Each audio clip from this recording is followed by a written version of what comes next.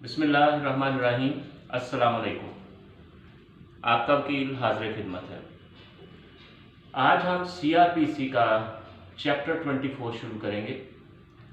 Chapter 24 में हम approver के हवाले से जो इसके सेक्शंस हैं, सेक्शन 337, सेक्शन 338, सेक्शन 339 और सेक्शन 339A, इनको डिस्कस करेंगे। आज के टॉपिक में, आज के लेक्चर में सबसे पहले हमारे पास सेक्शन 337 है। सेक्शन 337 जो है वो है tender of pardon to accomplice. मतलब ये है कि जो टेंडर ऑफ पार्डन है यानी माफ़ी देना, वादा माफ गवाह बनाना, टू अकम्प्लिस को।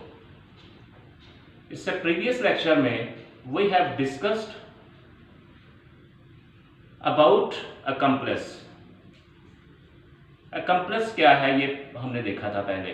तो क्योंकि इसका जो सबसे पहले इसकी जो लैंग्वेज है वो ये है tender of pardon to accomplice, तो accomplice को हम एक दफ़ा रिवाइज करते हैं कि accomplice क्या है, सिर्फ उसकी definition. accomplice is one of the co-accused persons, यानी वो लोग जिन्होंने मिलकर कोई क्राइम कमिट किया है उनमें से एक शख्स जो है वो अगर विटनेस के तौर पे आता है, गवाही देता है, तो वो अकम्प्लिस है। अब यहां पे tender of pardon to accomplice है। अगर जो अकम्प्लिस की बात कर रहे हैं तो इसको शॉर्टेस्ट वर्ड में या डिफरेंस बयान करना चाहें अप्रूवर और अकम्प्लिस का, तो वो किस तरह से होगा। इसको इस तरह से कहा जाता है कि accomplice is one of the accused persons but he ceases to be so when pardon is granted. यानी जब उसको वादा माफ गवाह बना दिया गया, टेंडर ऑफ पार्डन दे दिया गया, तो उसके बाद वो अकम्प्लिस नहीं रहता, वो अप्रूवर बन जाता है। अप्रूवर वादा माफ गवाह बन जाता है। यानी फर्क सिर्फ ये हुआ, अगर हम शॉर्टेस्ट वर्ड में कहें तो जो हर अकम्प्लिस है वो अप्रूवर नहीं होता, लेकिन हर अप्रूवर जो है वो अकम्प्लिस होता है। क्योंकि पहली स्टेज है कि कोई शख्स अकम्प्लिस होगा तो वो अप्रूवर बनेगा।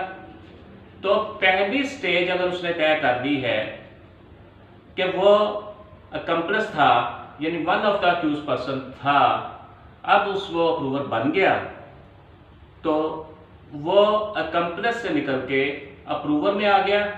यानी अब वो अकम्प्लिस नहीं रहा, अब वो अप्रूवर है, और अप्रूवर जो है एज अ प्रोसिक्यूशन विटनेस जो है वो एग्जामिन होगा। पहली चीज तो ये है। अब उसके बाद हम ये देखते हैं कि लैंग्वेज जो है 337 की वो क्या है।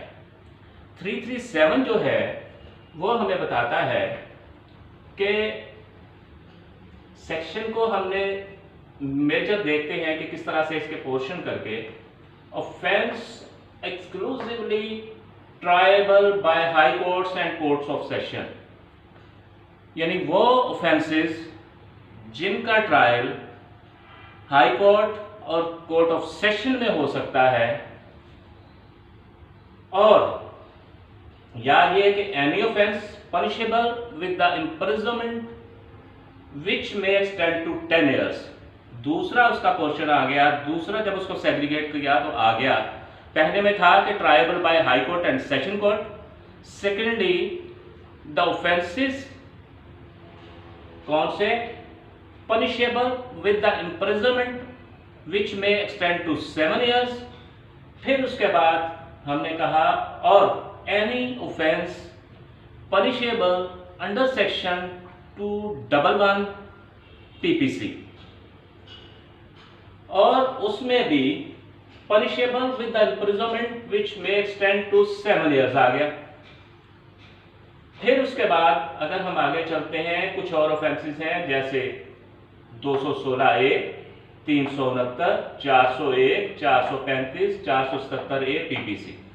यानी ये वाले ऑफेंसेस जो हैं उनमें फिर उसके बाद इसी सेक्शन में आगे अगर हम चलें तो उसमें वो है कि कौन शख्स जो है इन ऑफेंसेस में टेंडर ऑफ पार्डन कर सकता है, पार्डन जो है वो ग्रांट कर सकता है।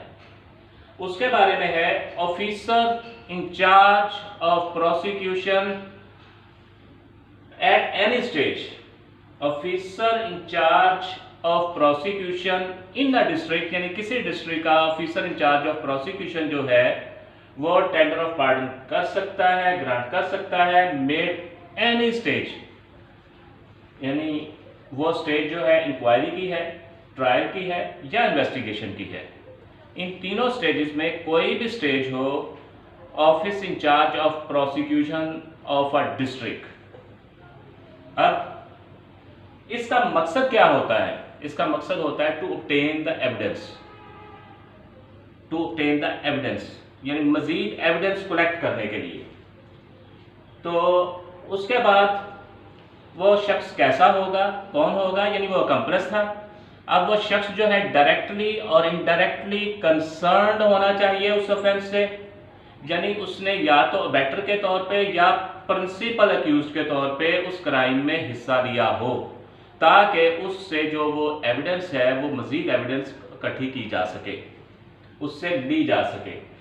और फिर उसमें एक चीज़ बड़ी अहम है कि जब उसको टेंडर ऑफ पार्डन दिया जाएगा, उसको पार्डन ग्रांट किया जाएगा, तो उसमें एक चीज़ होगी कि वो एक कमिटमेंट करेगा, एक वादा करेगा फॉर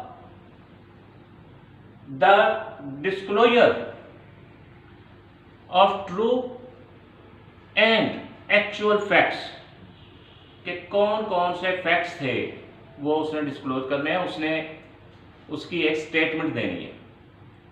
यानी ये इस कंडीशन पे उसको office in charge of prosecution in a district जो है वो उसको टेंडर ऑफ पार्डन करेगा।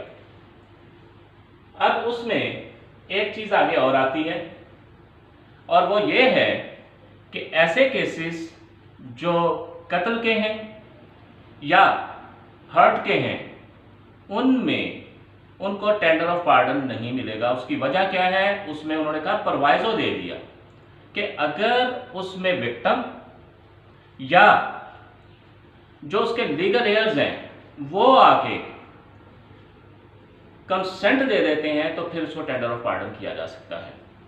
यानी प्रोवाइजो है कि इन सूरतों में नहीं होगा उस वक्त तक जब तक के, यानी कत्ल और हर्ट की सूरत में नहीं होगा जब तक के जो उसके लीगल हेयर्स या विक्टिम आके कंसेंट नहीं दे देता। आगे उसमें 1A है। अब जो मजिस्ट्रेट है जो टेंडर ऑफ पार्डन कर रहा है, जिसने पार्डन ग्रांट किया है, वो उसके रीजंस ग्रांट करेगा कि इसको उसके रीजंस लिखेगा कि इसको ये टेंडर ऑफ पार्डन जो दिया गया है वो इन वजूहात की बिना पे दिया गया है।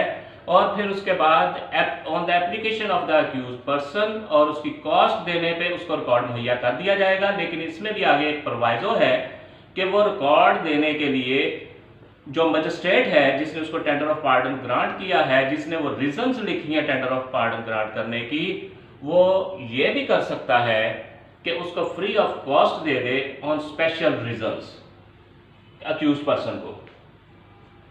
अब जो ऊपर हमने कहा कि उसको टेंडर ऑफ पार्डन ग्रांट करेगा, उसके साथ इसका सबसेक्शन 2 जो है वो ये कहता है कि इन एनी सब्सिक्वेंट ट्रायल, अगर उसका कोई ट्रायल होता है तो जो अप्रूवर बना है बंदा, जो शख्स उसमें अप्रूवर बना है, उसको shall be examined in subsequent trial. और 2A जो है वो ये कहता है, इसका सबसेक्शन 2A जो है वो ये कहता है कि जो शख्स जो अप्रूवर को एग्जामिन किया गया है सबसेक्शन 2 में, उसको एग्जामिनेशन के बाद अगर मजिस्ट्रेट जो है वो सेटिस्फाइड होता है तो वो उस शख्स को कमिट करेगा फर्दर ट्रायल के लिए टू द हाई कोर्ट और द कोर्ट ऑफ सेशन कि उसका ट्रायल किया जाए कि ये शख्स ने उन लोगों के साथ मिलके ये जो ऑफेंस है ये कमिट किया था, अब इसने ये चीज़ें डिस्क्लोज की हैं और एविडेंस लेने के लिए इस शख्स को और इसका ट्रायल करने के लिए that approver must be committed to high court और द कोर्ट ऑफ सेशन, जो भी सूरत हाल होगी जिसके पास भी इसका ट्रायल होना है उधर उसको कमिट कर देगा और फिर उसका ट्रायल जो है वो वहां पे किया जाएगा।